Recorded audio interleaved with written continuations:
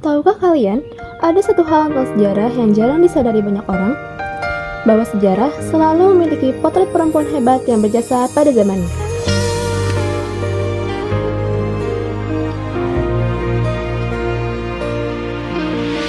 Negeri yang membingungkan. Harga gadis alangkah murahnya dari 2 kelingking emas. Syariat yang membingungkan. Pencuri gadis tak dipotong tangan seperti pencuri emas. Apakah Al-Quran turun agar emas dimuliakan? Dan kami hanyalah setumpuk barang dalam peti kemas. Haizaran, Mutiara Bumi Saba, halaman 26. Hai, saya Aisyah Nurul Haq, siswa kelas 11 yang kali ini akan meresensi sebuah novel fiksi sejarah berjudul Mutiara Bumi Saba dari Budak Menjadi First Lady karya Hisani Bensu. Novel ini diterbitkan oleh penerbit Tinta Medina pada bulan Maret 2011. Novel setebal 276 halaman ini akan membawa kita menelusuri rekam jejak lintas sejarah seorang perempuan cerdas yang hidup pada zaman dinasti Abbasiyah. Novel ini menceritakan kisah tentang Haizaran, seorang gadis asal Yaman yang dijadikan budak oleh seorang khalifah Abbasiyah dan akhirnya menjadi istri serta ibu dari para penerus Abbasiyah. Di tengah masyarakat yang masih menomorduakan wanita, Haizaran tetap memberikan pengaruh pada suami dan anak-anaknya untuk menjadi pemimpin yang baik, adil, dan bijaksana.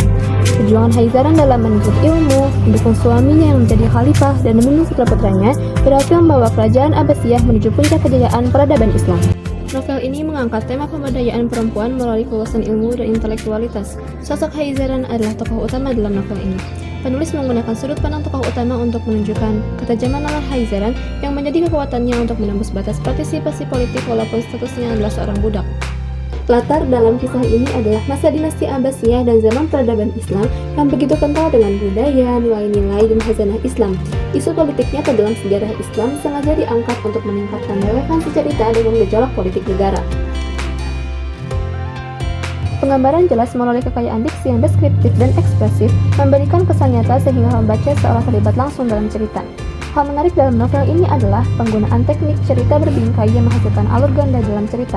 Alur pertama mengangkat kisah sang penulis yang sedang menerjemahkan naskah kuno dari Irak, berseringan dengan alur kedua yang mengangkat kisah Haizaran sebagai topik utama dari naskah yang diterjemahkan.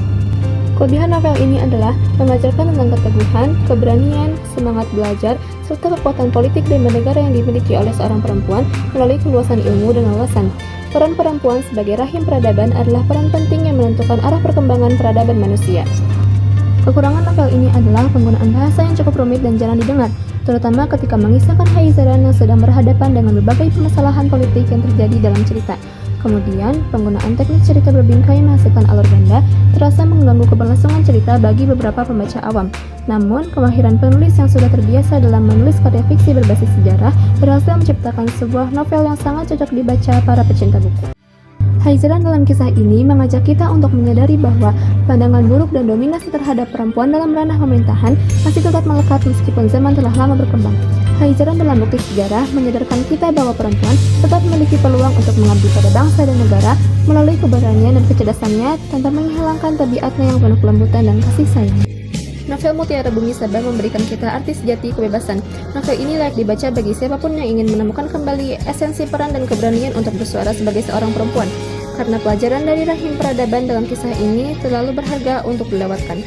Demikian esensi yang dapat saya sampaikan. Sampai jumpa di lain kesempatan. Saya ucapkan terima kasih.